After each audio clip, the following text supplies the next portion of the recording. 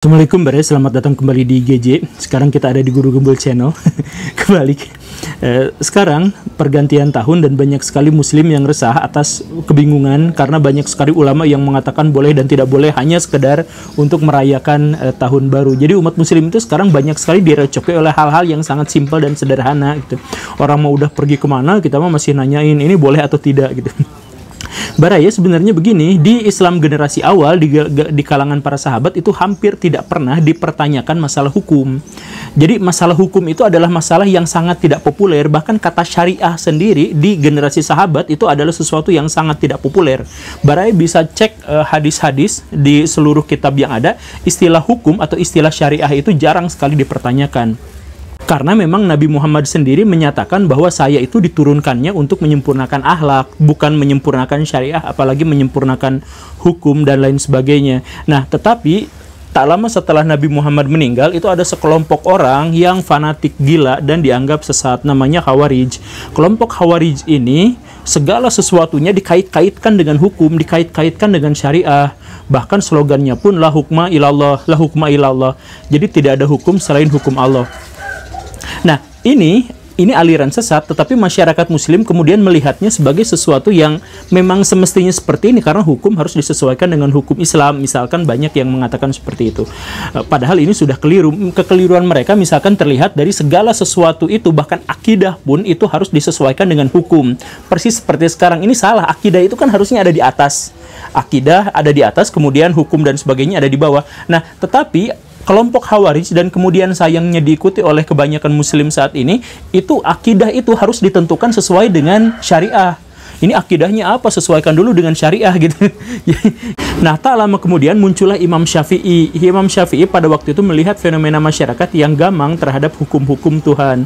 Maka Imam Syafi'i itu kemudian menciptakan satu gagasan landasan filosofis terkait dengan penentuan hukum Islam yang biasa dikenal dengan istilah usul fikih. Di dalam usul fikih Imam Syafi'i itu disebutkan bahwa ibadah itu, apalagi akidah, itu semuanya terlarang kecuali kalau ada dalilnya. Catat baik-baik. Sedangkan hal yang terkait muamalah, nah hubungan antar masyarakat dan sebagainya, itu semuanya boleh kecuali ada larangannya. Nah, ini kaidah yang sangat penting dan sampai sekarang juga sebenarnya banyak dikutip, tetapi masalahnya kita membalik. Jadi doktrinnya masih kita pakai, tetapi kita menggunakannya dengan cara yang sangat terbalik. Misalkan ada kelompok yang oleh masyarakat dikenal sebagai kelompok Wahabi dan mereka menyebut sendiri sebagai kelompok Sunnah. Mereka itu sering sekali bikin bid'ah, bikin cerita-cerita baru, tetapi dalam hal akidah dan dalam hal ibadah. Misal dalam hal akidahnya itu adalah mereka menciptakan rumusan bahwa akidah itu terbagi menjadi 3, akidah rububiyah, uluhiyah, dan asma wa sifat. Sebenarnya ini tidak pernah ada ceritanya di zaman Nabi, tidak pernah ada ceritanya di dalam Quran dan sebagainya. Mereka ciptakan rumusan ini untuk apa? Pada waktu itu adalah untuk mengkafirkan atau mengharamkan Mu'tazilah.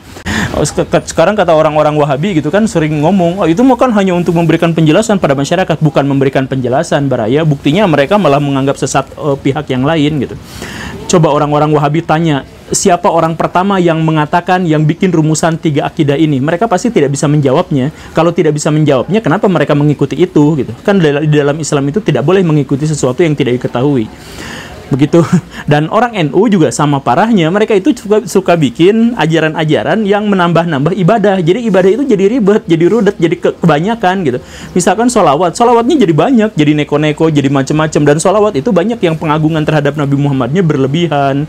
Dan yang lebih parah lagi, sholawat itu ditempatkan di antara azan dan iqomah, pakai speaker yang luar biasa keras gitu. Jadi itu bid'ahnya triple itu.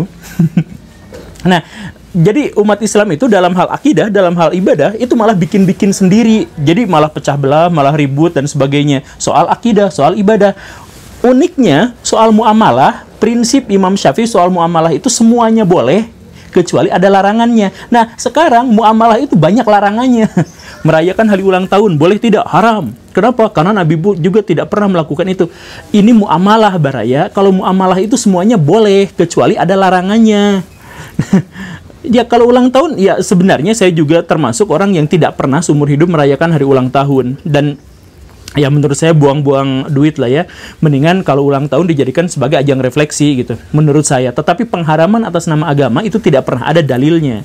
Demikian pun dalam hal ini yang kita bahas itu adalah tahun baru. Apakah perayaan tahun baru itu diperbolehkan dalam Islam? Ya boleh, tentu saja, karena ini adalah masalah muamalah. Tidak ada yang bilang bahwa tahun baru itu adalah ibadah. Memang 3000 tahun yang lalu orang-orang Romawi menggunakan tahun baru itu sebagai ajang ibadah, tapi kan itu 3000 tahun yang lalu. Sekarang kita tidak. Jadi sama seperti 17 Agustusan, bolehkah kita merayakannya? Ya boleh, ini kan masalah tata negara, masalah muamalah, masalah bernegara, masalah nasionalisme dan sebagainya. Tidak ada kaitannya dengan ibadah mahdoh dan tidak ada kaitannya dengan akidah. Tetapi kan dalam Islam perayaan itu cuma ada dua, Idul Adha dan Idul Fitri. Ya iya, itu kan perayaan dalam hal ritual, dalam hal akidah, dalam hal ibadah, dalam hal-hal yang sakral. Kalau dalam hal-hal yang profan silahkan saja. Nah, cuman sayangnya yaitu umat muslim itu sekarang dibulak-balik gitu. Yang akidah dibikin bid'ahnya, dibikin tambahan-tambahan baru, ibadahnya ditambahin tambahan-tambahan baru, tetapi yang muamalah segala sesuatu ini nggak boleh, ini haram. Padahal dalilnya juga tidak pernah ada gitu.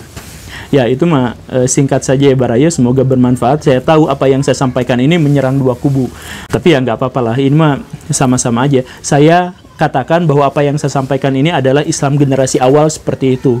Kalau Baraya mau ngikut-ngikut yang ulama generasi sekarang, ya silahkan saja, itu hak Baraya. Cuman jadi nyeleneh aja Islamnya.